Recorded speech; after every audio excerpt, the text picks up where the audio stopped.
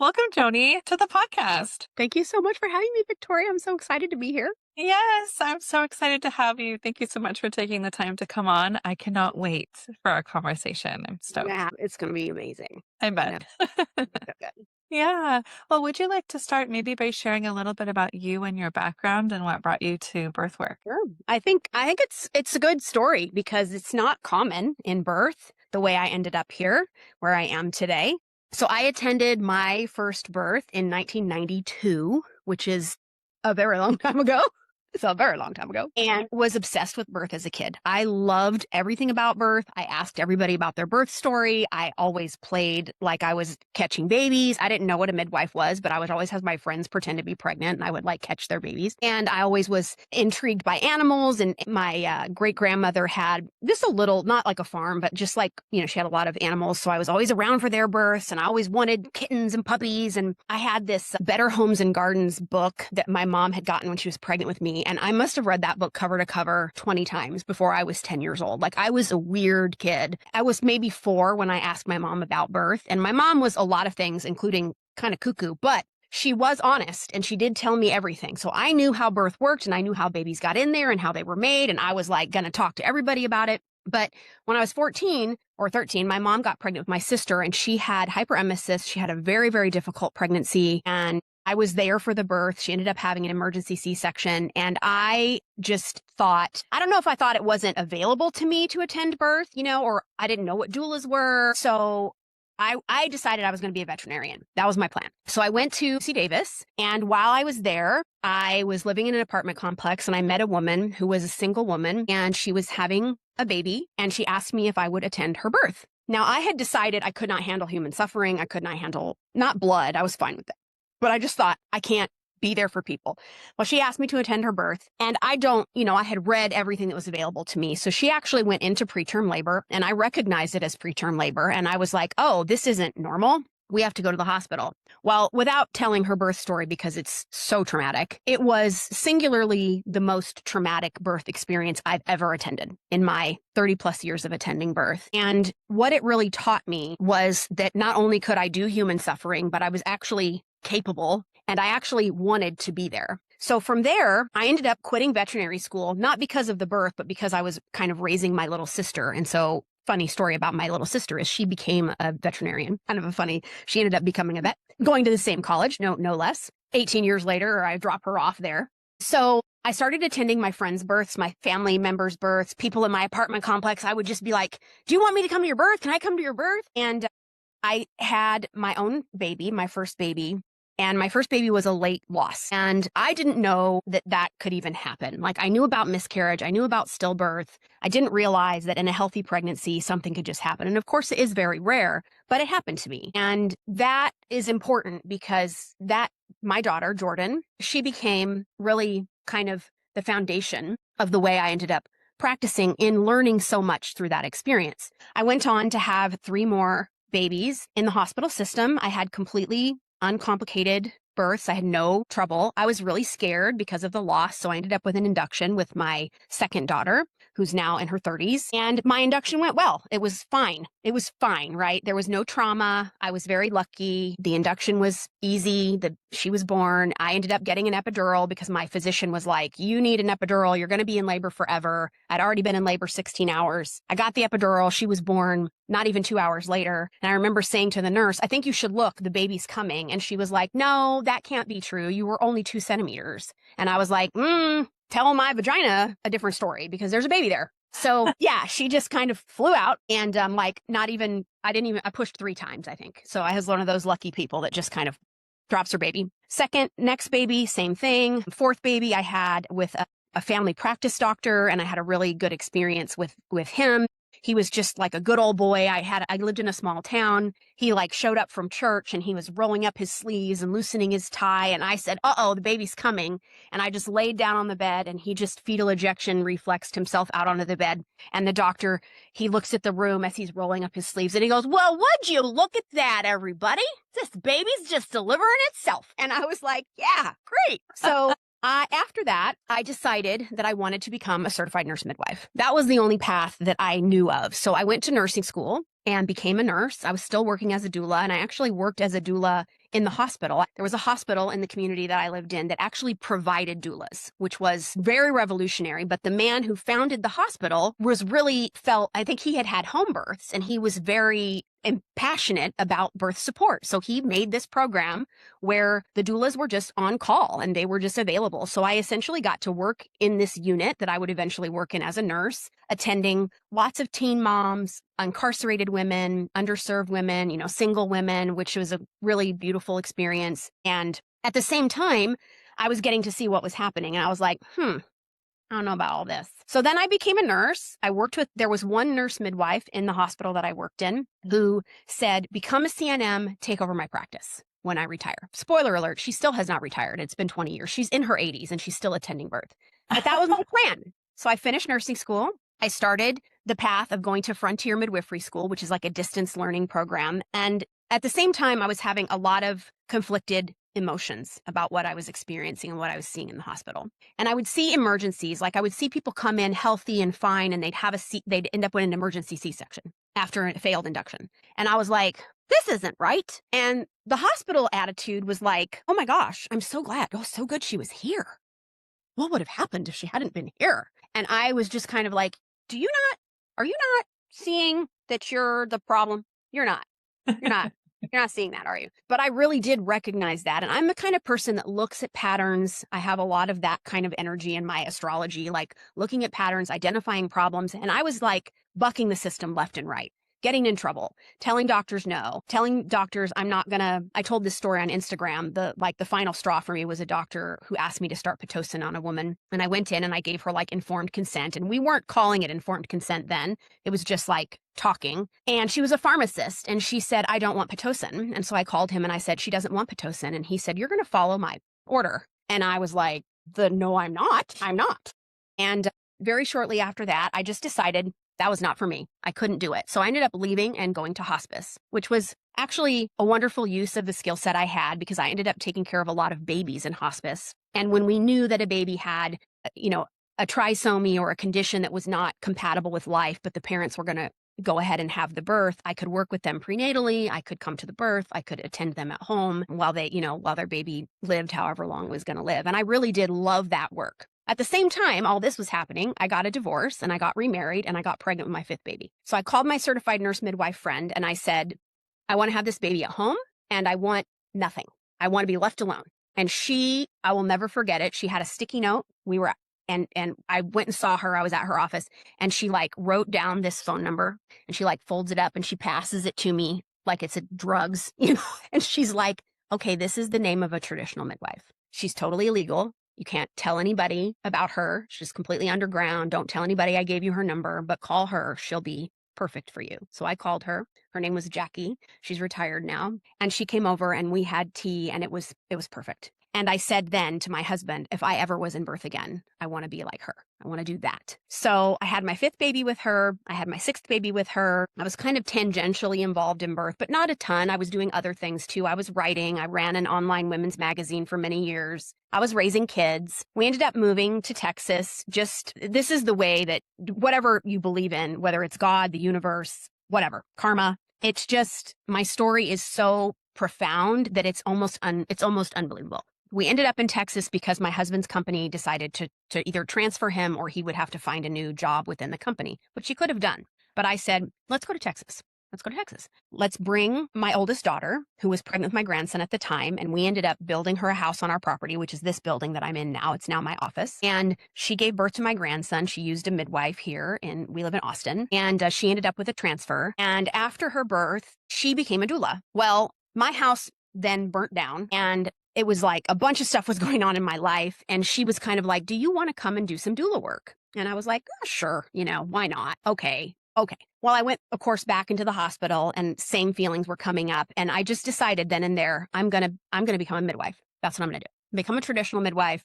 I'm not going to get a license. I'm going to buck the system. Traditional midwifery, for listeners, traditional midwifery is legal in some states. In other states, it's what we call illegal, where there's not regulation around it. In some states, it's illegal. Texas is one of the states where it's illegal. But from the jump, I said, I'm not going to license. I don't know what that means for me, but I'm just not going to get a license. And I was really struggling with what would be next for me because I was doing doula births and I was seeing trauma happen and I was really not having a great time. And so I ultimately kind of just gave it to God and said, whatever's for me, show me the path. Show me the path. I'm a deeply spiritual person. I'm not a religious person at all. But the very next day, someone called me and said, would you attend our birth? She was a Serbian woman. She didn't want to engage with the system. And they just kind of wanted me to be there while they had their baby. And I said, well, I'm not a midwife, it's illegal and I can't do anything medical for you and I can just come to your birth, essentially a free birth. I tried to give them the names of several licensed midwives. They would call the midwife. They would call me back. We don't like her. We want you.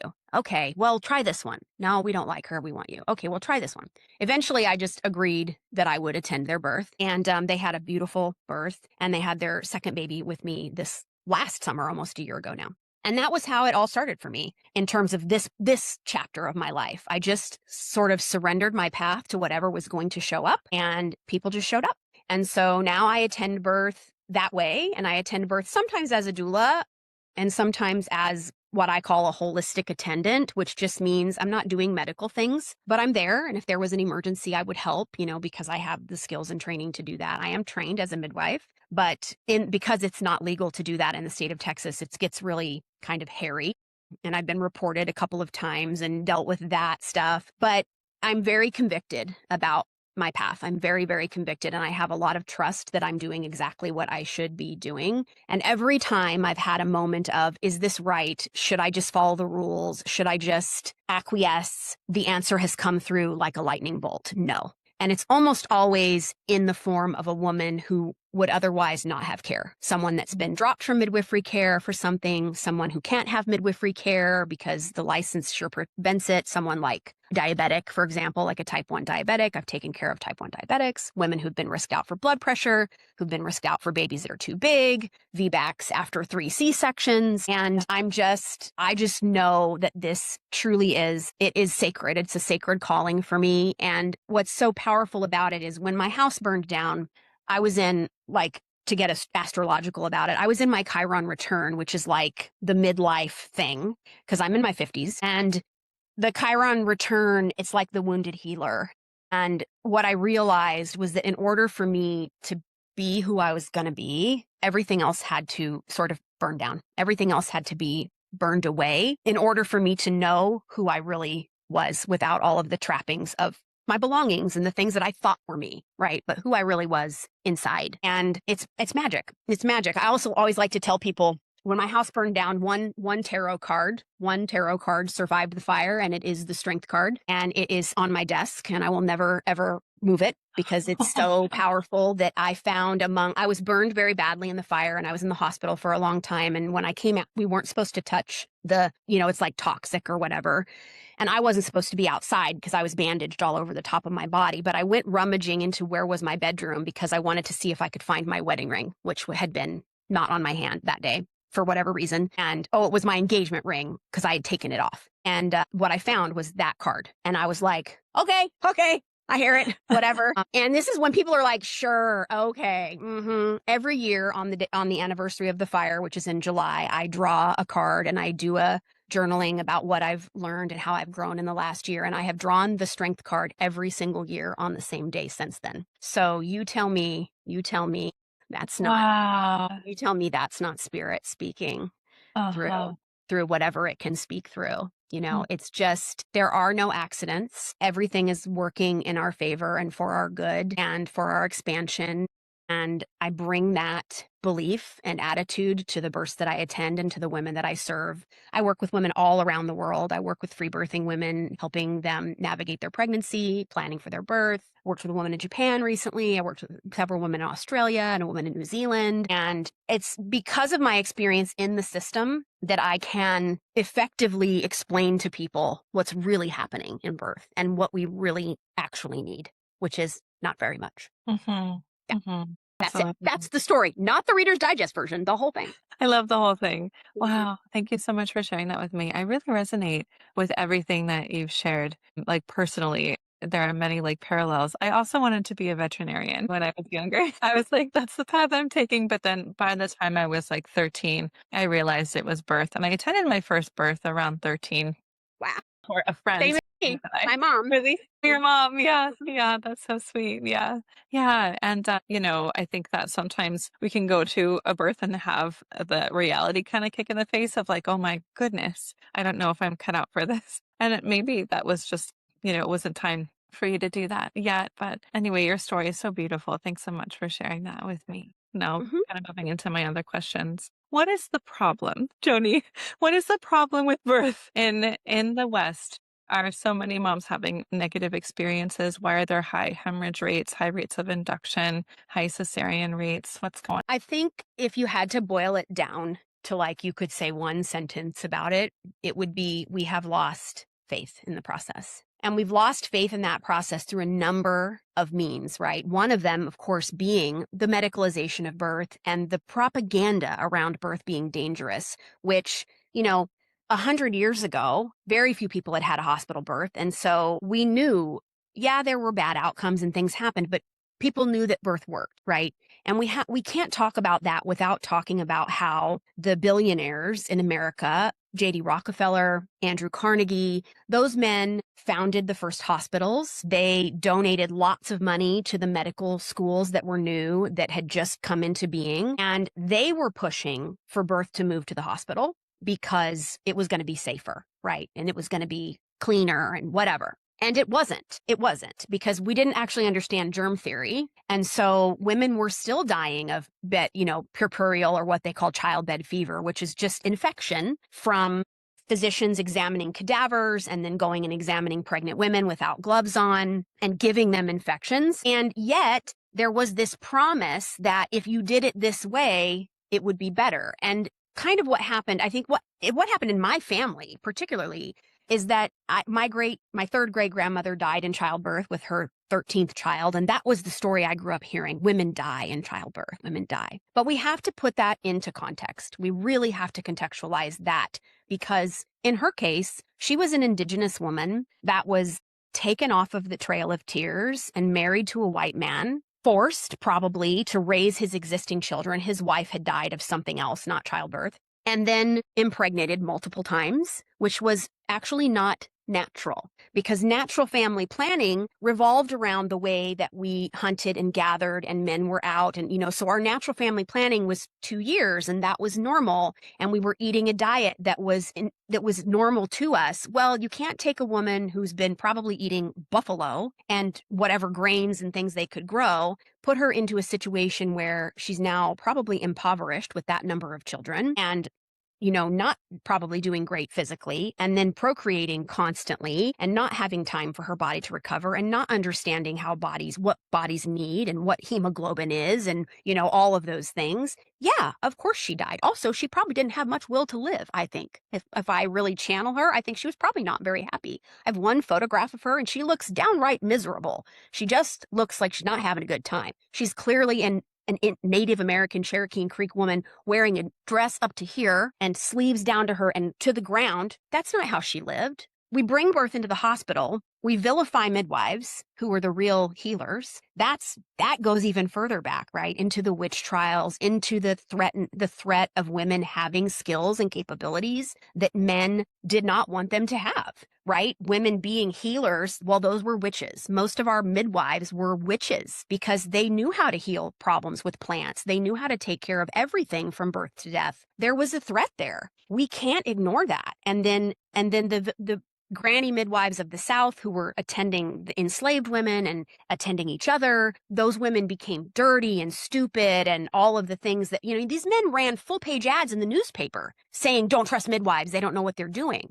Well, what happened? We moved birth to the hospital and then everyone forgot how birth actually works, right? And Yeah. then because of the Industrial Revolution and our belief that a woman is like a machine and we control that machine like we do a factory, we add more in, we do more, we do more, we do more, and we forget that birth actually doesn't want doing. It wants being. It doesn't want all of that stuff, and it doesn't need all of that stuff. And actually, when you do that stuff, you actually cause problems. You don't correct them. I often have said the hospital causes more problems than they correct. Sure, they can correct them, and people will say, oh, I'm so glad she was in the hospital. She would have died if she'd born. No, she wouldn't have. She very likely would have been just fine if you'd left her alone. And I don't need a medical study to show me that because I see that with my own clients every day. Every time I go to a birth and I watch a birth unfold beautifully, it's like, well, of course it did. Of course it did because it was meant to. I had a client recently who was having her third baby with me. She'd had a midwife in her first two pregnancies, and in both of those pregnancies, her water had broken and they had given her castor oil to start labor. Okay. In her second pregnancy, she had like a bit of a sticky shoulder with the baby, and that baby was 8.5-ish pounds. And so coming into this birth, she was nervous about this sticky shoulder situation again. Like, why did that happen?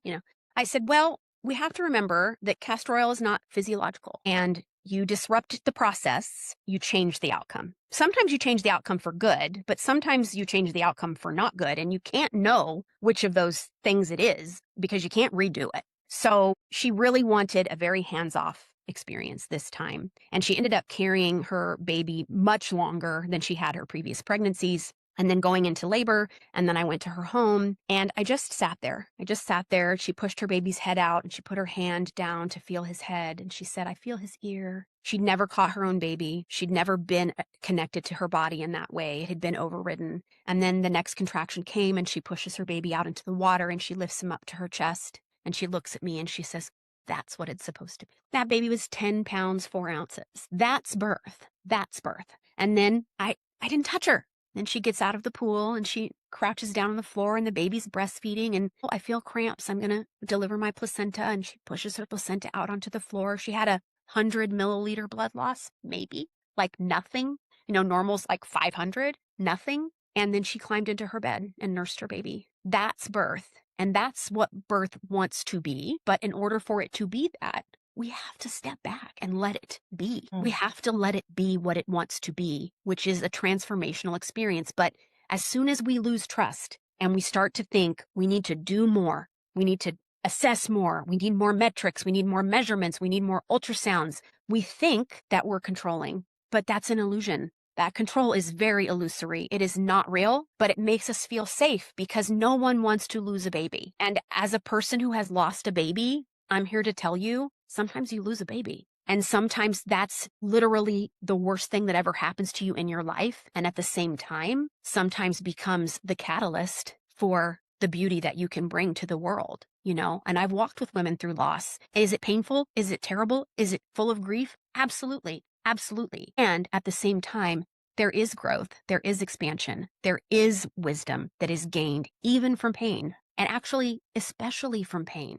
It's so hard for people to get that. And I think it took me a long time as a woman who's very in past middle age at this point. I can see all the things that have happened in my life. And I have had tragedy after things that are just like wild that people be like, that's not, you made that up. There's no way that happened. No, it happened. And every one of those experiences brought me right here and brought me to the place of where I got pregnant with my fifth baby. And I just decided consciously, I'm no longer going to fear this. I want to let this unfold how it is meant to unfold and however it's meant to unfold. And it unfolded perfectly like it usually does. But if it hadn't, I would have known that that also was the path, right? That also, like, this is a bigger spiritual conversation that's very uncomfortable for people to have. Nobody wants to think about or talk about death, but birth and death hold hands, and babies have free will. And sometimes their will is, this is how many weeks I get to live, or days, or months, or years. And we don't get to control that, even in our own children. We don't get to be in charge of what our kids came to this planet to do. And some of our kids picked hard paths. And our job is not to fix that for them. It's to just walk with them in it. And we have to remember that our babies are doing that too. And the birth is also theirs. They have choice and agency. And until we can let go of this deeply held fear we have about something going wrong, we can't trust birth, and birth can't unfold like it's meant to. But when it can, when we do, and when it can, you experience the fullness of that very transformational rite of passage that is birth. And you get to experience that in a way where you can hold your baby and say, oh, this is how it was supposed to be. This is how it was always meant to be. I was meant to be in charge of my body, and I was meant to be in charge of my baby. And that doesn't mean you have to be alone, although sometimes women are alone, and that's fine too. Sometimes it means you just have somebody knitting in the corner, making your baby a hat, and just being present if there's an emergency. And ask me how many emergencies I've seen, 2 maybe? And even those things were very explainable and made a lot of sense when you looked back on them and went, well, okay, of course that went like it did because I had a client one time that had a long labor, ended up really required a transfer. And I left that up to her. I said, I don't know why your baby's not coming out. I'm not in charge of this. Here's your options. You want to go to the hospital? Do you want to keep trying? I'm really tired. So if you want to stay at home, I want to call somebody else to attend you and be here with you that is more alert. And she said, no, I think I'll go to the hospital. And she ended up going to the hospital and ending up with a C-section. And it turned out that her baby had a heart defect that needed attention and needed attention right away. Well, her baby knew that it needed to be born there. We can trust birth. Right. And we can trust it when it says, don't trust me today. I'm not trustworthy. Like, take me to the hospital. But what is our real C-section rate? 3%, maybe 5, maybe. Those are the people that really need their babies to be born that way. But women are walking around with the narrative that I had to have dit. No, I do birth trauma processing calls with women all the time. And they'll be like, I want to understand what happened in my birth and where it went wrong. And I'm like, okay, tell me your story. And there is always a place where I can say it was right there. It was right there where it went off the rails. It was that thing. And they don't realize what those things are because no one's educating them. No one's educating them that you don't need to have cervical exams before you go into labor or in labor. You don't need to have a cervical sweep to try to get your labor going because that's going to increase your risk of your water breaking. And then it's going to break and then you're going to be on a clock and then they're going to give you castor oil and then castor oil is going to cause intense immediate contractions and then you're going to transfer because you want an epidural and then you're going to end up in an emergency C-section because your baby doesn't like the epidural or doesn't like the castor oil or doesn't like whatever and then you're going to say, oh my God, I'm so glad I was in the hospital. I'm not. I'm bummed that you did that because none of that was necessary if you just allowed the body to do what the body wanted to do, which was Right. have a baby. Absolutely. Yeah, that's something that I've seen too. And also notice, in the people who come to me for my work, where did it go wrong? It's just something that a lot of women will bring up. And then we'll have a conversation about it. And once they just learn, it's something as basic as like, I was pushing for so long. And then they said, like, my baby just was too big and wouldn't fit through my pelvis. And I got a C-section. And I said, well, were you pushing on your back? They're like, yeah, maybe. Did you have an epidural? Right. Yeah. Paralyzing your pelvic floor? Epidurals have a place. I've had one. I've had an epidural. They have a place for sure, but that changes the physiology. I had an 11-pound baby in my kitchen. Tell me a baby's too big. I won't. No. My sixth baby, you hear the baby's head's too big. You hear that all the time. Average baby's head, 13 and a half inches ish, right? Give or take. My sixth baby's head was 16 and a quarter inches. You are kidding me. No, he's got a really big head. He's really smart. Wow. He has a big brain. I don't know. It took him a long time to figure out how to get in my pelvis. That is true. My labor was the longest labor I ever had. He was breech and I flipped him because this was back in the time when nobody wanted to do breech birth. So I flipped him around and I should not have. I should have left him alone because he knew I don't want to put my head down there. Right. It's going to give me a headache or whatever. And so my labor was my longest of all. It was like 40 hours. It was super long. And at the same time, I remember saying to my midwife, do you think he can get out? Is he like 20 pounds in there? What's going on? And she was like, no, I'm pretty sure he can fit. He's just taking his time. He just took his time. And he did come out, I mean, I've had women push for 7, 8, 9, 10 hours. Yeah. Okay. Then the narrative is you can't do that because you've been in labor too long and now it's dangerous. No. That's the hospital narrative. The body knows what it's doing. If the body needs a rest, it'll take one. If the body needs recovery, what your job is to take care of the body in the process. Feed it, give it water, give it rest when it needs it. Trust it. Right. Trust it to know that it knows what it's doing and that your job is not to control what it's doing, but to witness what it's doing and to hold it. And then recognize if something's wrong, of course. But I get this all the time. People will comment on my Instagram, I would have died. My baby would have definitely died if I hadn't had it in the hospital. That might be true a fraction of the time. Sure. Not 30%, bro. That's not true. It's not. Yeah, absolutely. Yeah, there's this illusion of control and safety. When I'm in the hospital, that I'm going to be safe and everything is going to be okay. But if we look at the numbers, we see that in the midwifery model of care, outcomes are better. Yeah, and babies still die, mothers still die. Mothers die at alarmingly high rates in the hospital, and the vast majority are birthing in the hospital. So, yeah. So make that make sense, right? Like, why is our maternal mortality rate 64th in the world, but we spend the most money on healthcare of any nation? Yeah, it doesn't make any sense. Then if you take it to the next level, it really is the lack of care. Right? Because the way that care happens in the hospital, I use preeclampsia as an example as a lot because preeclampsia, there are times it happens that you can't avoid it. But preeclampsia can be 95% of the problems in birth can be alleviated by your diet and how you're eating. I had 3 moms last year who had preeclampsia with their first babies and C-sections and came to me and said, I don't want to do that again. And guess how many of them had vaginal births and not preeclampsia? 3. Why? Because we worked on their diet from the beginning. Are you eating enough protein? Are you having enough calcium?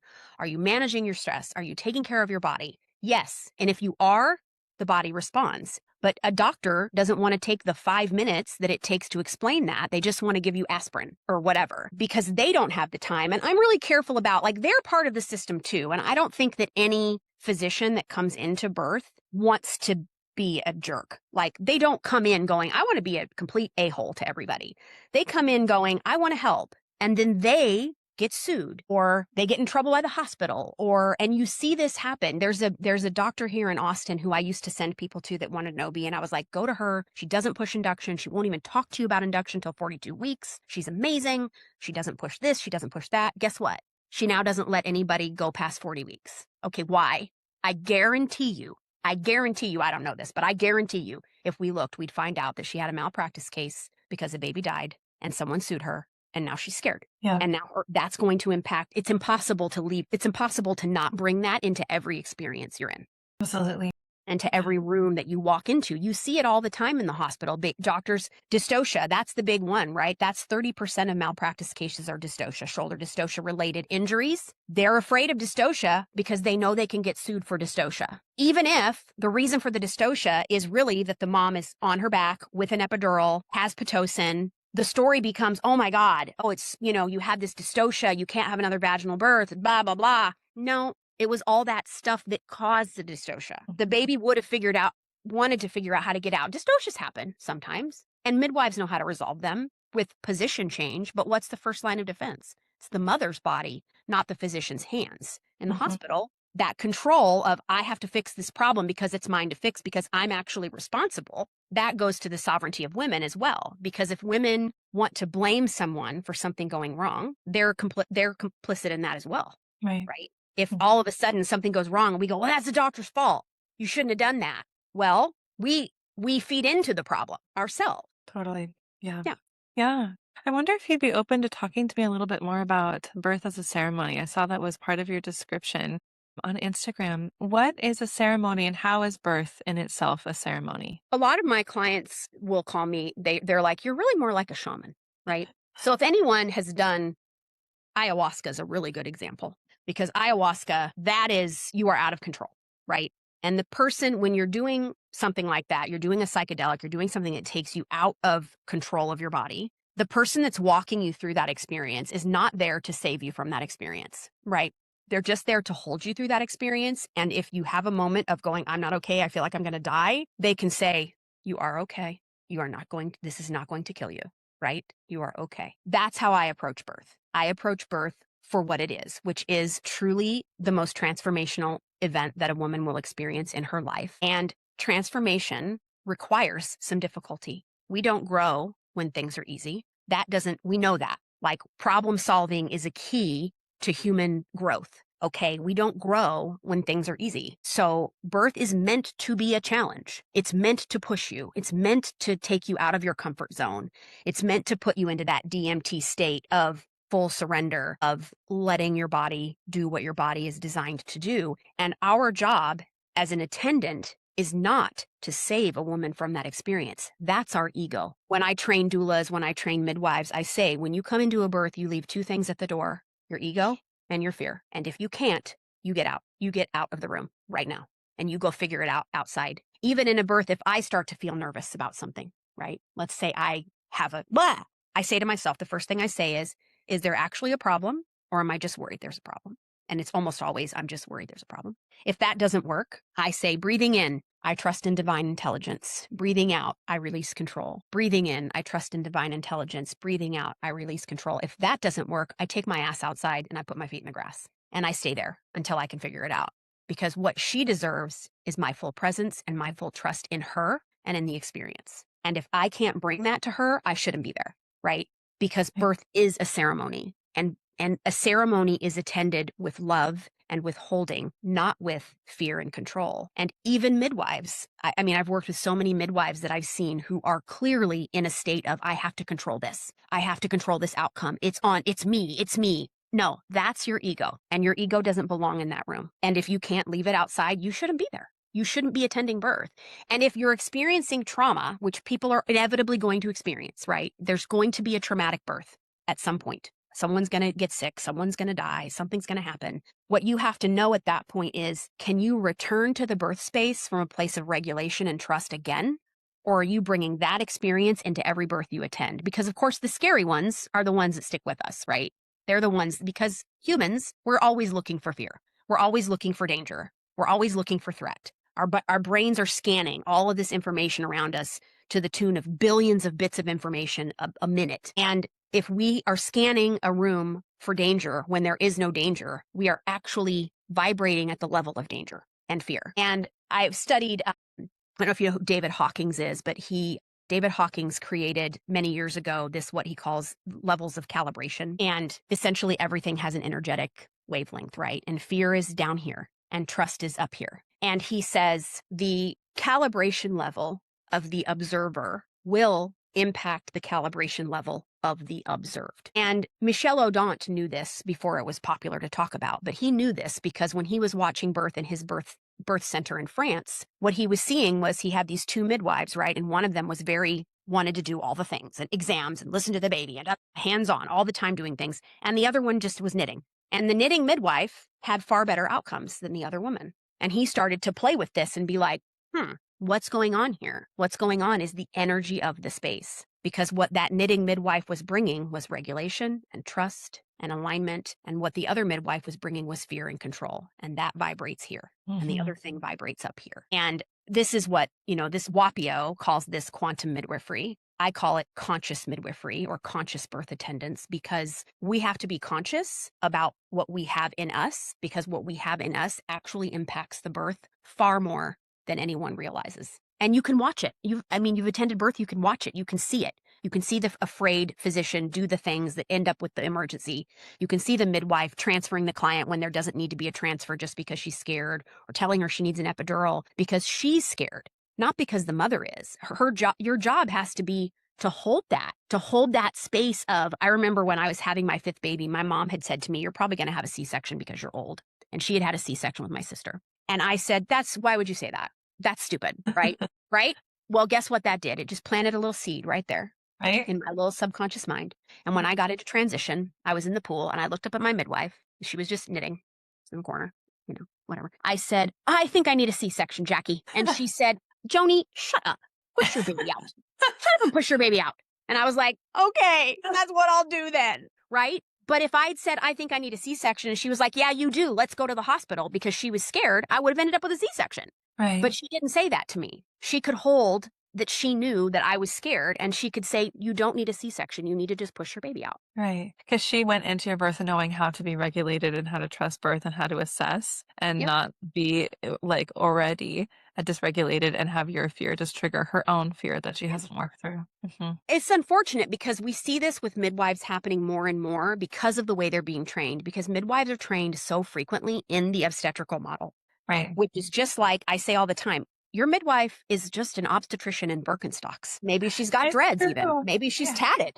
But she is an obstetrician in Birkenstocks if she's coming into your birth and telling you can't go past 42 weeks and you have to do this and you have to have this and you have to do that. She's just, what she has learned is that. And she doesn't know how to unlearn that, right? Because she was never taught that. Like, I never suture anybody in birth. Ever. And I was at a birth where I was assisting another midwife, and the mom had a 2nd-degree tear, and she said, I don't want sutures. And the midwife was like, what? We do sutures. Like, what are you talking? We suture everything. And I just said, hey, what if we just did some seaweed for her? And she was like, I'm sorry, what? She looked at me like I was insane. What? I said, I just do seaweed. I just do kombu seaweed on my clients. I just give them some seaweed, and they just put it on their perineum. They just wet it and put it there. And she was like, the mom's like, yeah, let's do that. Midwife's like, okay, I guess. She calls me 2 days later. Joni, seaweed is a miracle. How come no one ever taught me that? Because they didn't know. Because the knowledge has been lost. What they knew was, you have a tear, you suture it. You suture every tear. No, you don't. No, you don't. The body knows how to heal. You suture it if you're bleeding and it's not stopping bleeding, maybe. You suture it if it's gigantic, but sometimes even not then. The body knows how to heal, but we've lost the trust. That goes back to the first thing, right? We've lost the trust. And we've lost that trust, I really think, because of our fear, because of our desire for control, because of our fear that if we're not controlling it, something bad's going to happen. Right. Look at the data. Like, we do more ultrasounds now than we've ever done before. We do more measurements. We do more NSTs. We do more biophysical profiles. Is our fetal mortality rate any better? Right. So why are we doing that? Because it makes us feel warm and fuzzy, but it's false. Yeah. I mean, I'm fully aware that my perspective is out there. I get that. But the proof is in the pudding. I mean, it is. The proof is in the pudding. You look at the clients that I attend, you look at how their births go, you can see that it works. You can see, if you trust it, it unfolds like it's supposed to, and that it unfolds the vast majority of the time perfectly. But it's so scary for people to even think about that. Right. Because the hospital feels so safe. Well, guess what? I've seen way more women nearly die in the hospital than I have at home. And I've seen way more babies die in the hospital than I have at home. The hospital can't save everybody. And most of the time, if it's saving you, it's actually saving you from something that it did. Like, I'm sure you've seen this, like a woman goes through a C-section and she goes, oh, to the doctor, oh my God, thank you so much for saving my baby's life. Oh my God. And I'm like looking at the doctor. You wouldn't have had to save that baby's life if you didn't induce her, Uh-huh. right? Yeah. When we like induce and then we break the water and Uh-huh. then do internal monitoring and Uh-huh. then we do like an internal rotation of the Right. baby. And we do a cervical exam every 2 hours and then the mom gets an infection and almost dies. And it's like, Mhm. yeah, that one I recently saw. Yeah. Okay. Oh, I'm so glad I was in the hospital. No, Right. you literally would have not had that happen if you weren't in the hospital. It wouldn't have Mhm. happened. But it's just so hard to make that leap for people. It is so hard because we're so scared. And I get that as a person who has been scared. Like, I had an induction with my second baby because I was scared of loss. And my OB, who I loved and who was a wonderful man, said to me at 42 weeks, oh, honey, I just don't want to take any chances with your baby. I just don't want you to have to experience loss again. So let's just do an induction. And I was like, sign me up. Cut it out. I don't care. I just want a living baby. Well, what I know now is that you don't always get a living baby regardless. And sometimes, like me in my pregnancy, I did everything perfectly. I didn't so much as drink caffeine. I was taking immaculate care of myself and taking my prenatals before I even got pregnant. And I still lost a baby because sometimes loss is just going to happen. And God forbid it does. That's terrible. It's terrible. But it's also, it happens. I remember with my last baby at the end of my pregnancy, I had this just overwhelming fear that he was going to die in childbirth. I was worried that he was too big because I had this 11-pound baby, right? What if this baby's even bigger? My babies just kept getting bigger. What if this next baby's 13 pounds and he can't get out? And I remember sitting with my midwife and I was sitting on the floor cross-legged and she was sitting in a big chair that we had. And I said, well, Jackie, I'm just really afraid he's going to die. I'm just really scared. And she looked at me and she said, mm-hmm. And I was like, no, no, no. What I said was, I'm afraid he's going to die. And what you're supposed to say to me now is, no, he's not. And she said, who do you think I am? Exactly. Do you think I'm God? And I was like, shut up. And she said, Joni, he could die. And I was like, no. And she said, Joni, he could die. No. Joni, he could die. No. She said it to me 15 times. He could die, until I was hysterical, until I was sobbing. And that was 14 years ago. And it was one of the most impactful conversations I've ever had in my whole life. I can feel it in my body when I tell the story, because she said, anybody can die at any time. I could have a brain aneurysm and die right now. I could die driving my car home. You could die in childbirth. You could die tomorrow. A tree could fall on you.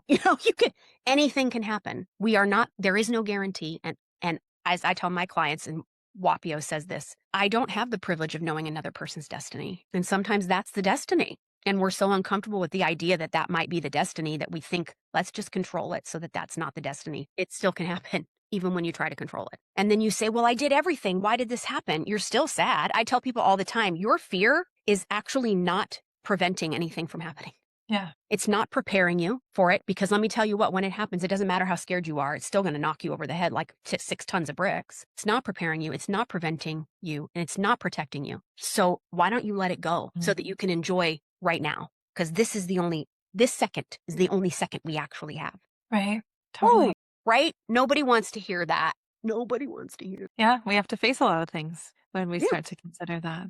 But when parents, instead of like just feeling really afraid and trying to control everything going into birth, can find what they need within themselves to be able to trust it, to be able to let go, do all the things that we can to influence because we have a lot of influence, but there is that line. And once we get to the line, we have to be able to step over it into the ocean, knowing that Yeah. like, hey, here we are, and we're just gonna like have to ride these waves and yeah, see Hmm. how it goes. We We don't can't know what's in be the depths of the ocean. We've never been down there. exactly. Yeah. Mhm. Yeah. And that's something I like to prepare my students for.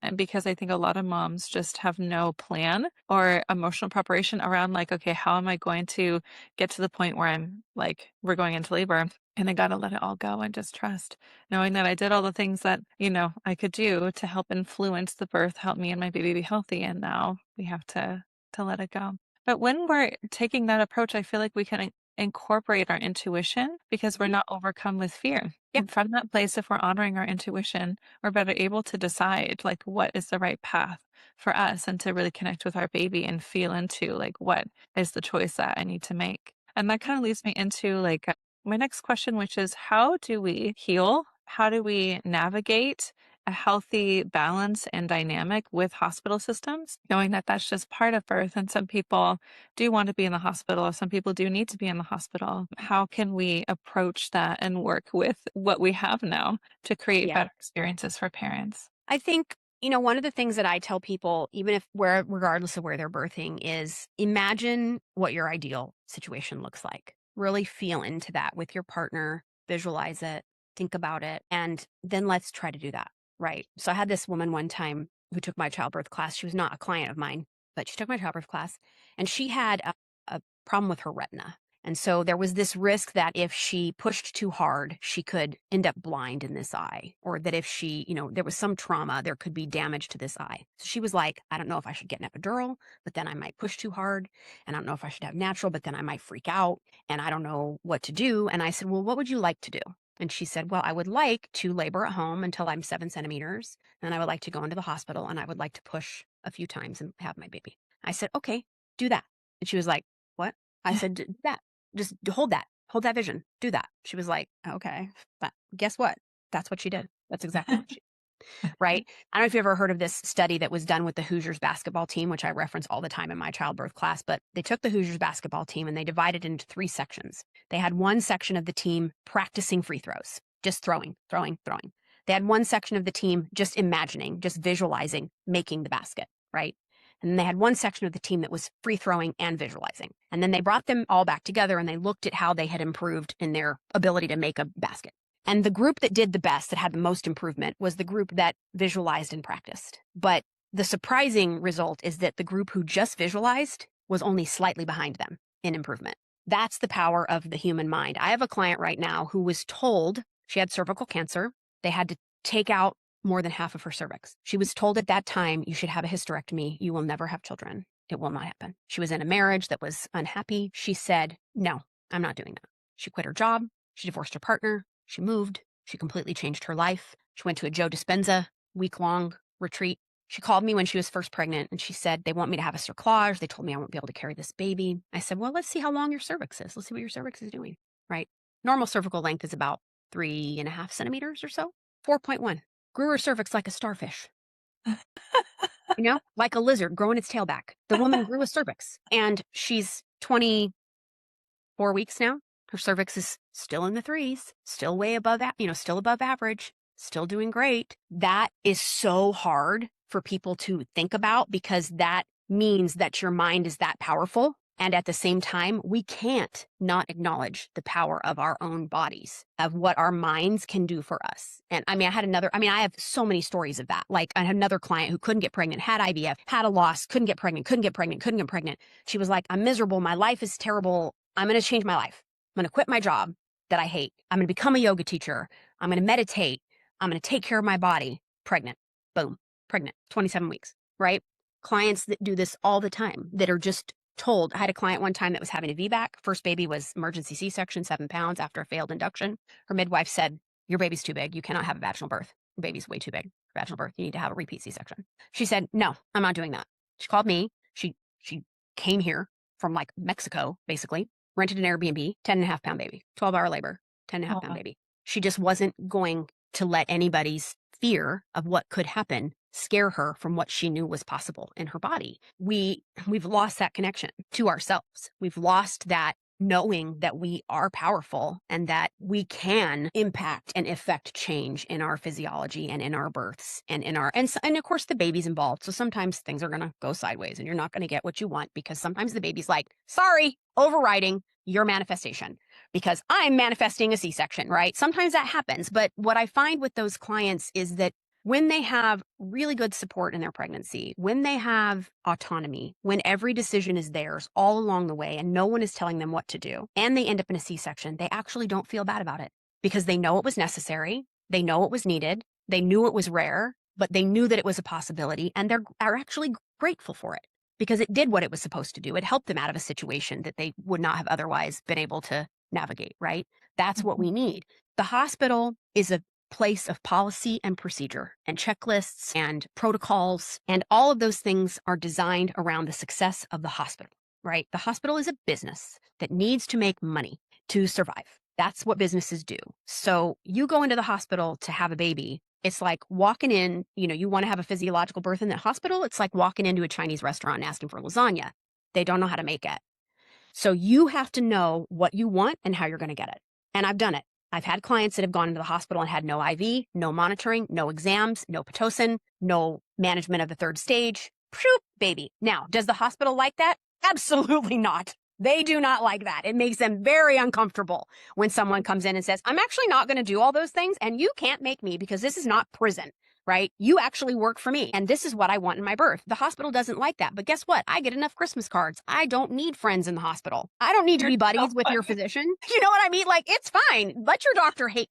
Let your doctor be mad. Guess what? Your doctor's going to do 10 more births this week. They're going to completely forget you exist. You are a number to them. You are a chart. This is your chance. You get one at this birth. And if you're going to do it in the hospital, go in there prepared to do it your way and tell them no. Nope, you're not doing that. You have to be monitored. I had a client once that didn't want any monitoring at all, which is just bananas, right? Crazy pants. The doctor came in and she said, you have to be monitored. And the client said, no, I don't. That's our policy. It's not a law.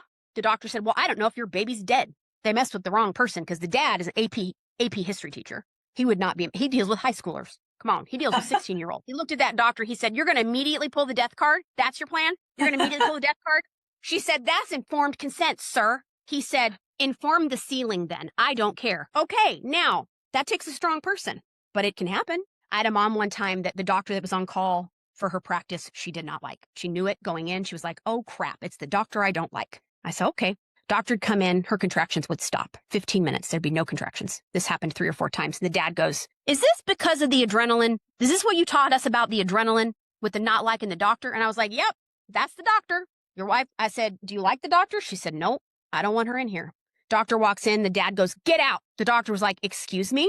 She looks at me. I was wearing a t-shirt that said midwifery is my resistance, which was my first mistake of that day. So the doctor looks at me and says, oh, are you going to just DIY that in here? Are you just going to DIY? I said, they didn't hire me as their midwife, so no, but we'll call you when we need you. We called her when the baby's head was out. The mom looked at me after her birth and she said, I got the exact birth that I wanted. Thank you. That's what I wanted. That is possible. We just have to expand our understanding that the hospital is just a system who is doing things that are part of that system. And they are just, as a nurse, I can tell you, we are checking boxes, man. I got to fill out these 16 forms. I got to have you sign this consent. I got to ask you if you have electricity and if you're safe at home. And if I don't answer all those questions, I'm going to get in trouble because I didn't do your intake.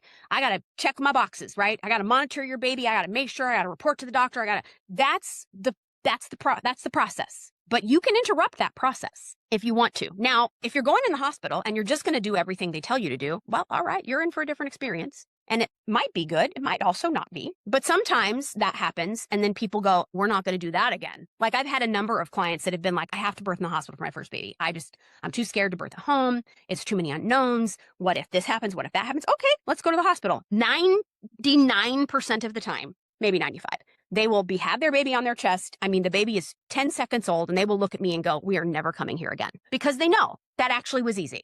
That actually wasn't that complicated. And so the key there is, number one, you got to work with a doula who knows how to help you navigate that system. If you don't want what the hospital has to offer, you got to stay home. You can't walk in there at 4 centimeters because they're going to freak out and they're going to start doing the things to you. You're going to walk in there when you're about to have a baby and not a minute sooner. right? If I have a hospital client that wants a physiological birth, we go to the hospital when she is 9 centimeters. If it's a first baby, we might not go till she's starting to feel pushy. We don't even walk in there. We don't give them the chance, right? And then we walk in and the mom says, I'm not doing that. I'm not doing that. I'm not doing that. And they go, oh my God, what are you going to do then? And she says, I'm going to have a baby. And if I need anything, you're going to help me. And if I don't need anything, you're just going to stay over there and leave me alone.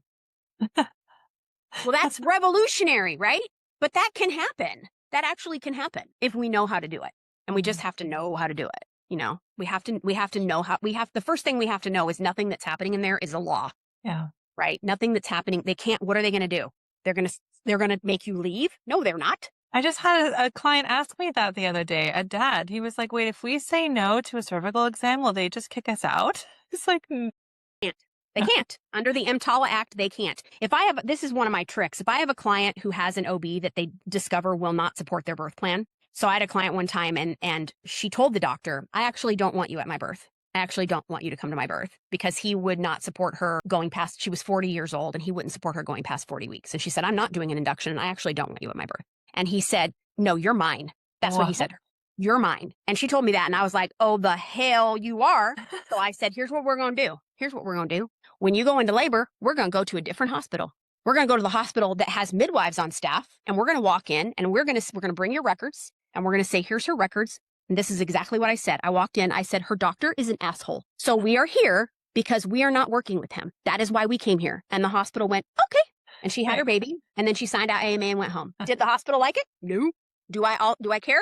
Also, no, right? But that, you have to think outside of the box. A hospital that delivers babies cannot turn you away. So if you end up in a situation where you have a doctor you don't like or they won't support your birth plan, find the hospital in your area, hopefully there is one, who you can walk in. One where there's midwives. Lots of hospitals have midwives on staff, particularly hospitals inside of inner cities, because those midwives are caring for people who don't have insurance. They're caring for people who haven't had prenatal care, because they're a more affordable alternative for the hospital as opposed to having people cared for by a resident or a physician. So you go in where there's a certified nurse midwife and you say, I want the midwife on call for my birth. And you get the midwife on call. Now, sometimes that midwife is a baby obstetrician, but she's not your obstetrician who said he owns you or whatever. You know, you have to think outside the box and you have to be willing to make some hard choices sometimes. I always tell people, if you don't like your practitioner, find somebody else. But I'm 38 weeks. Okay.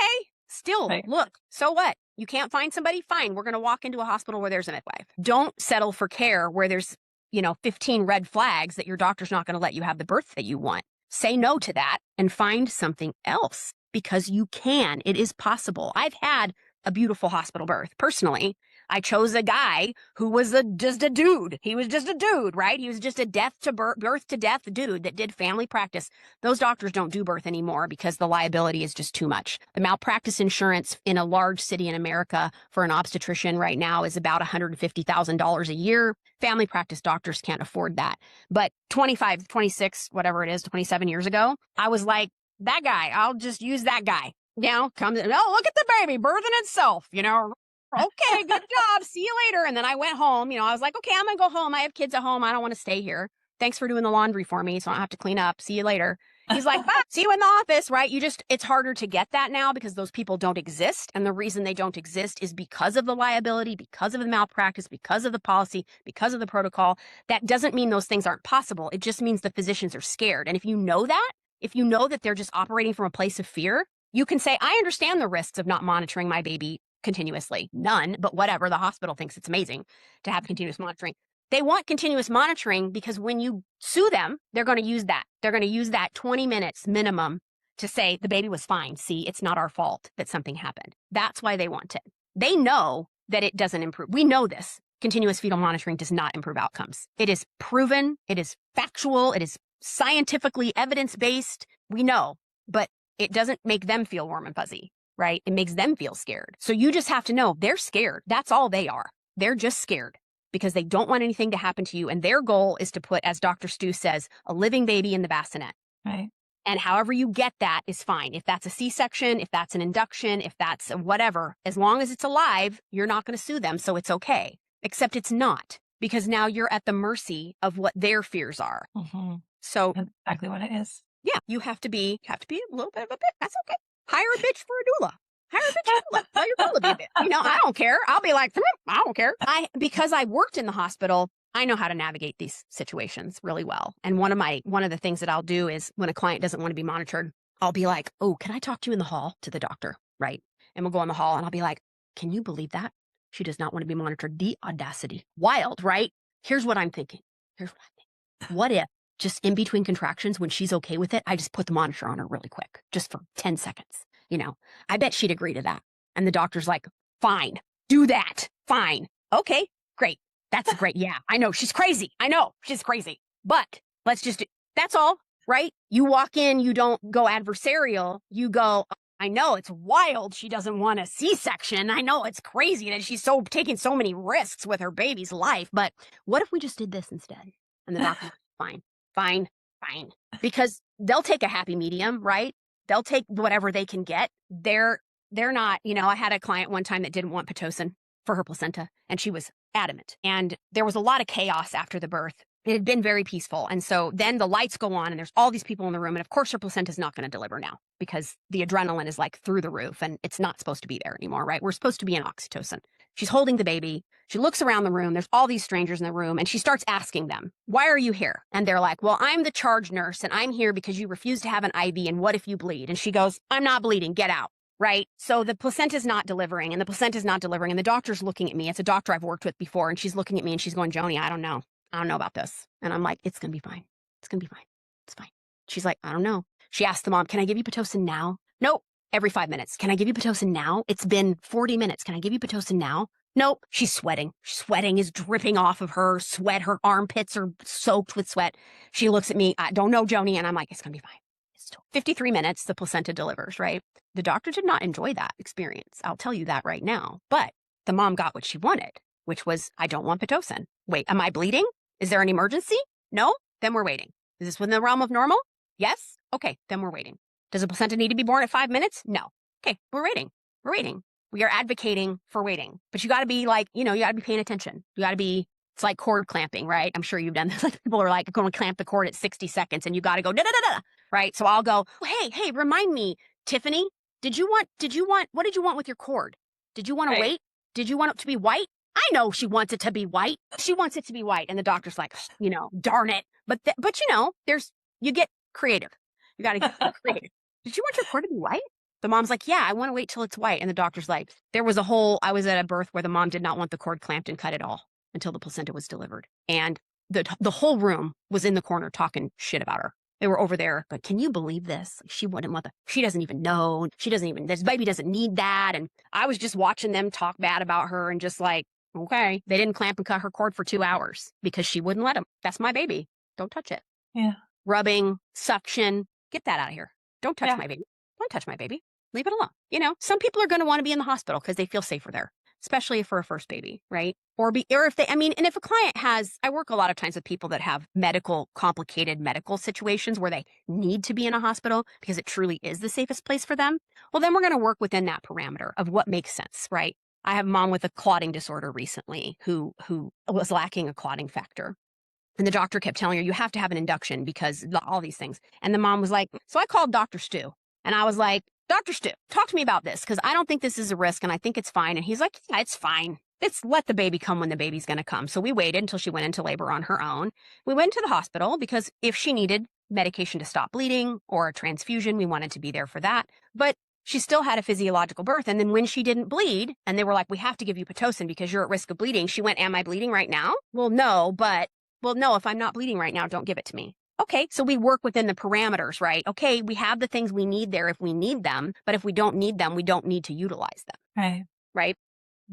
Absolutely. Yeah, that was a beautiful answer. I don't know if I've enjoyed a podcast interview so much. I was laughing so hard. Your examples and your stories are just excellent. Yeah, you're such a great speaker with the storytelling specifically. Thank you so much. My last question for you would be around integrity, which is one of my favorite things about you. And I wrote down a few questions. I think that this one is good. What does integrity mean to you as a birth worker? And what does it look like in practice? Well, integrity for me means above and beyond everything. I am who I am in all the places. I don't show one face one place and another face another place. I'm in full transparency and honesty about my skill set, my capability, my limitations. And I believe that integrity is the key to safety in the practice of being a birth worker, right? Because when you are fully honest with your clients, and this goes deeper into boundaries, right? Because we hear all the time about boundaries, and I would get this lecture all the time from midwives, like, you have to have boundaries with your client. You can't let them do this. You can't let them do that. You can't tell them this. No, what? No, I don't. That's not how birth was meant to be. Birth was attended by women we loved and knew. And it was supposed to be that way, because when you love someone, you are invested in their experience and they are invested in you, right? You are invested in each other. My clients would protect me. My clients will say all the time, you are a national treasure.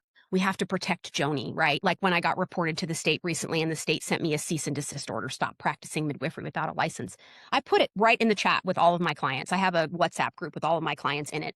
I put it in there. I said, I just got a cease and desist order from the state. Every single one of them. What can we do? How can we support you? How can we show up? Can we write letters? Can we do this? Can we do that? And I was like, nah, you don't need to do anything. I called a lawyer. The lawyer told me to ignore it. I'm not doing anything illegal.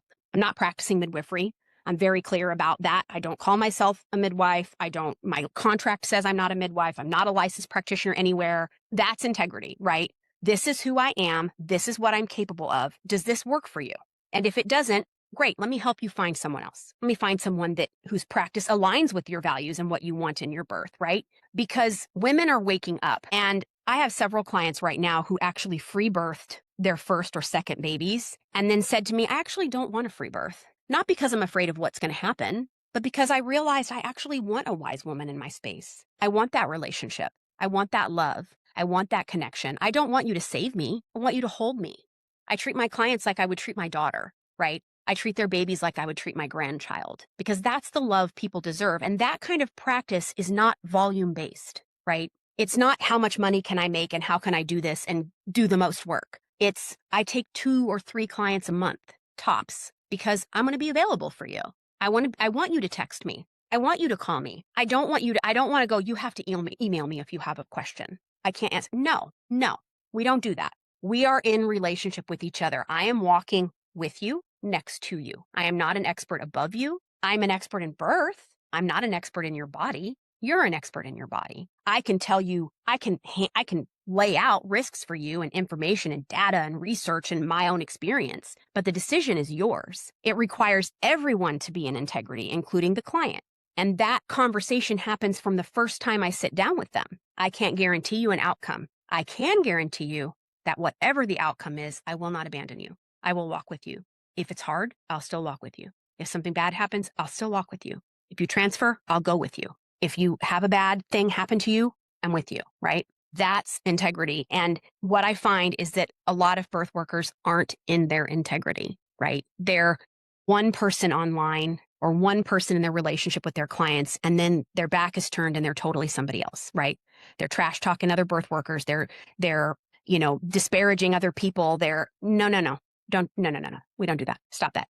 Read the 4 agreements. I tell people, you need to read the 4 agreements. You need to read the 4 agreements. It's not about you, right? Sometimes I think this is just, some of it is a maturity thing. Some of it is an age thing. Some of it is a life experience thing. I wouldn't have probably been this person 20 years ago. I probably would have been somebody totally different in birth. But what I know now is that remaining in your integrity in all ways, all the time, protects you spiritually, I believe, fully. I say all the time, I am divinely protected in this work. I don't miss births. I don't have clients who labor at the same time. I don't have, very many outcomes that are not very positive. And in the rare event that we have one that is not the ideal that the mom wanted, I'm still there with her. She doesn't blame me because she knows it's not my responsibility. She's in her integrity, right? We're all in our integrity. And that people throw that word around, but it really means being true to what you say and doing what you promise you'll do and being that person in all ways, all the time. I'm honest with my clients about everything. My clients know about my life. They know about my struggles. They know the things I'm going through because we're in relationship. I am not above them. And this idea that we can't have and that's not professional. This isn't a profession. This is a sacred calling. I studied with Naomi Venevere, who is a traditional Mexican midwife. And I had a call with her one time and I asked her, I want to talk to you about boundaries because midwives are always like, you need to have better boundaries. And she's like, boundaries? My clients live with me sometimes. I'm like, all right, okay. Yes, that's what I'm talking about, right? Because when you're in relationship with somebody that way, particularly when you're attending a birth, like as a midwife, right? Or as a doula, when you're in relationship in that way and the client and you love each other, the client is not going to go, my birth is your fault, because they know it's not. My clients know if something happened in their birth that was negative, if their baby needed resuscitation, if they were bleeding, I would do every single thing in my power to help them. And if I was unable to help them, I would be as equally heartbroken as they were, right? Maybe not equally, but you know what I mean? I would be heartbroken too, because that's how they matter to me. That's how important they are to me and their experiences are to me. I'm invested in them. This is like when you don't invest in people in that way, you don't have that connection. You can go to their house and be like, you're not handling this very well. You need to go to the hospital and get an epidural. Mhm. No, I'm invest. My clients don't go to the hospital for a dang epidural. They don't want an epidural. I had a client, it was like a couple months ago, and she was like, Joni, I need an epidural. I need an epidural during her labor. She kept saying, I need an epidural every now and I was her doula. I was her doula. She had a midwife. They would come in, they would check the baby. She would like unravel because of all of the stuff, lose focus. I need an epidural. And at one point I just looked at her and I said, look at me in my eyes. Look at me in my eyes. You did not hire me to take you to the hospital and get you an epidural. We're not doing that. Okay. And she was like, okay. Okay. Yeah, you're right. Yeah, I know. Okay. Now, sometimes they really do need an epidural, but not very often, because most of my clients are pretty committed to not having an epidural. They don't want to go to the hospital. That's the whole reason they're working with me. They don't want to be in there. So, okay, let's be in our integrity. Do you want me to tell you you can't have one when you ask me for one? I will say no. I will if that's what you want me to do. But it's all about that. I mean, it's such a bigger conversation than just the word integrity, right? It's really about being just a good person, Yeah. a loving person who's also doing their own work on themselves, who is imperfect, because we are all imperfect, right? But I'm always investigating my own behavior and looking at the things that I'm doing, being critical of decisions that I make or don't make, or things that I say or don't say. It means removing the ego from the equation and recognizing that the ego is trying to protect you, because our biggest fear in our life is being rejected or hated or whatever, and recognizing that that ego is trying to protect you from that pain, and that pain sometimes is part of living, and that's okay, because you just have to keep saying, that's my ego. This is not my responsibility. I'm not in charge of her, situation. She's in charge of her. I'm bringing what I bring, which is love and holding and wisdom and experience. But it's not about me. None of this is about me. It's not Mhm. simply that. And we've lost it. We've lost our way. We have lost our way. Yeah. We really have. And it breaks my heart, because I see women go into the system and experience so much trauma and so much pain and so much grief that that could have been avoided, right? That really was avoidable. And at the same time, we just recognize that that is happening because of what we've done to birth, which is we've turned it into a factory like we have every other thing. But it was never meant to be that way. It was Yeah. meant to be a community event attended by women in our community who were chosen by the community. Oh, you're having a baby? Call that lady. She's the one that comes to your birth.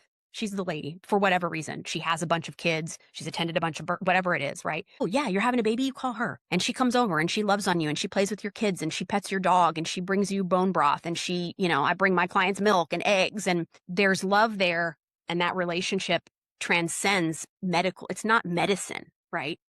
It's Mhm. life, and life is relationship, and women deserve that. I just had a client that posted an Instagram video yesterday and a picture of me holding her baby on her bed after going to do a postpartum visit with her. And she said, every woman deserves this kind of care. And it's true. Every woman deserves that kind of care. They just have been told that they don't. And they believe that they don't know that they deserve it. They don't know that it's available to them, and they don't know that they actually deserve that. They deserve more than a 15-minute, do you have any questions? Listen to your baby, measure your belly, take your blood pressure. Oh my gosh, so much more. So Mhm. much more. Birth is the biggest transformational event you'll ever go through in your life. You deserve to be held through that. If you don't want that, okay. But I sure did. I loved my midwife. She was like family. I go to my clients' kids' birthday parties. I go to their gender reveals. I stay in contact with them forever. I tell my clients all the time, you can always call me. I don't care how long it is. Somebody called me one time and they were like, I need you to help me. My son is looking at porn. I'm like, your baby was born 14 years ago. She's like, yeah, but you have teenage sons. And I was like, okay, I'm still your doula. like, Like, create that relationship with people where they can still rely on you. And, sometimes you have to have, like, but the thing about boundaries is my clients know, like, I tell my clients, hey, 7 o'clock, 8 o'clock, I put my phone away so I can be with my family. If you need something urgently, please call me. If not, you can text me and I'll text you back in the morning. My clients don't abuse that. Right. If they have a question about their babies or about themselves or about their postpartum, they don't abuse that because they respect me, just like I respect them. They Yeah. know that I'm busy. They know that they're grateful when I show up for them. It's a give and take, but when we put ourselves into this relationship where it's like I'm here and you're here, we're no longer in a give and take. Yeah. It becomes an exchange. Like I tell my client, I have a contract, right? I don't know the last time someone signed my contract because I tell them all the time, what we're doing, you can't put that on a piece of paper. That's a Yeah. joke, writing that on a piece of paper. This kiss can't be put into paper. That's a legal thing, right? But that's not what we're doing here. What we're doing is not contractual. What we're doing Right. here is creating a relationship that we will be in forever. Yep. That's the way my doula was too for my third birth. And it was just, yeah, it was the best. It was the best thing. Yeah. Yeah. So special. Thank you so much, Joni, for everything that you shared. And yeah, I feel so inspired, truly, like so inspired. And I'm really excited to get this podcast out. So, and we're right out of time. Is there anything that you want to say to close? People always ask at the end of the podcast, what's one thing you'd like to say? What's one thing you'd like to say? Actually, what I would love for you to say, in addition to maybe what you were going to say, is how people could find you. Oh, yeah, sure. So people can find me primarily on Instagram, 13 Moons Birth, and I have a website of the same name. I have a lot of free offerings on my website, questions to ask your midwife, questions to ask a doctor, lots of free things that people can use as resources and some paid things as well, how to navigate the hospital, how to have a radical birth in the hospital. And I try hard to answer messages on Instagram, but that gets a little busy. So I always tell people if you have a true need, please email me or book a call with me and we can get on the phone. I do a lot of consult calls with people who are trying to make decisions or navigate decision making or free birthers who want some additional support or whatever. I do try to answer Instagram messages though to my availability. Right now, my cow just had a baby last week and the baby wouldn't stand up. So I'm bottle feeding a calf right now in addition to milking my cow. So I haven't even been on Instagram about a week because I'm like, I can do all the things plus bottle feed this baby cow 3 times a day. To close, I think what I would say is our birth experience really lays the foundation for our parenting journey. And you deserve to birth in peace and in power. And if you can do that, you will learn what is really truly possible for you. And you will come out the other side of that experience an entirely new woman. Your baby is born and you are also born. And you deserve a birth experience that births the best version of you, the most powerful version of you, the strongest version of you. And that is absolutely attainable. It just takes a little bit of looking sometimes. It takes a little bit of, being conscientious about who you're choosing, interviewing, making sure that your birth team, whoever you're choosing, is very aligned, and take the time to do that, right? People spend $50,000 on a wedding. Don't do Right. that. Save that money and hire a midwife and a doula. Yes. You will never, when I had my fifth baby, it was my midwife was $5,500 and we were not in it was hard. And I had insurance, so I could have gone to the hospital and had a birth for free. But instead, what I did is my husband and I got married in our backyard and I scrimped and saved and I made a payment plan so that I could pay her and I hired a doula because the investment in myself and in that experience was worth 10 times what I paid for it. Right. And that is something I think that people just don't think about, right? Like they'll research a stroller for a week and buy a doona or whatever. They'll buy a snoo bassinet to rock your baby and spend $1,600 on that. No, take that money, hire a doula, find a midwife, find someone whose practice and whose perspective aligns with yours. And if you keep looking until you find that, start before you get pregnant. Find the people that are going to support the birth that you want, because that's how you get the success that you're looking for, right? It's not accidental. You have to be mindful about it. You don't just walk in and go, I'll take whatever OB's on call. You have to be thinking about what you're doing and really working towards that goal, and you won't regret it. You will be telling that story for the rest of your whole life. Women never forget their birth stories, right? You will be telling that story however it goes to your children and their children and their children. So make sure that the story that you're going to be telling is one where you're centered as the hero of it. Beautiful. Yes. Thank Yes. you so Yes. much. This was a beautiful conversation. I just cherished it so much. Thank you. It's great. I love Yeah. it. I love a chance to talk about birth. I love a chance to expand the knowledge and to expand the perspective, because so much of what we hear online and so much of what people are talking about is from this very narrow vision of, you where you do this and you do that. And even our influencers, they're just talking about, just the basics of what to do and how to breathe. And birth is so much more than that. And I really believe that we're on the cusp of something really, really beautiful in birth and in life, that women are waking up and they're realizing that birth is more than just walking into a hospital and laying down in a bed and doing what you're told. Your birth is yours, and you deserve the birth that you want. Mhm. Really do deserve that. You deserve that.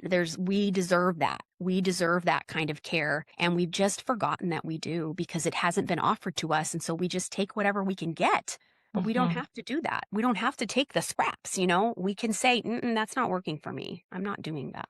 Right. And that Yeah. means pushing back, that's how I view my work in birth is I push back. Mhm. I'm a disruptor, I'm not here to go with the flow. I'm here to say, no, the flow is not working, right? Uh-huh. People say the system is broken. No, it's not. No, it's not It's working exactly how it was working designed. exactly how it was designed to work. Yep. You knew how that sentence finished. It's working exactly how it was designed to work. It was not designed to work for you. It was designed to work for itself. Yeah. And we don't have to vilify it. If we want to use it, we can say, we know what the facts are. We know what's happening there. So let's figure out how to navigate it, knowing the truth, which is that the system is designed for the system, not for you. Yeah. Yeah. Also, Exactly. just have your baby at home. Just have your baby at home. I But know. honestly, if you're healthy, just have your baby at home. It's going to be fine. Really. Oh, It's the best. And every now and then it's not going to be fine. But honestly, it was not going to be fine in the hospital either if it was not going to be fine at your house. There are very, very few situations where something that's happening at home couldn't be handled at home without going to the hospital and handling it there, right? The women who are attending birth, ideally, are very skilled at attending birth and know what to do and know how to recognize a problem. And when you leave birth alone, problems hardly ever happen, because the mammalian species wants to survive. yeah. It wants to give birth. It wants to be efficient. It wants to be safe. It wants to be healthy. We have to just let it Yeah. do Yeah. less. Mhm. Absolutely. It's so beautiful. Well, thank you so much.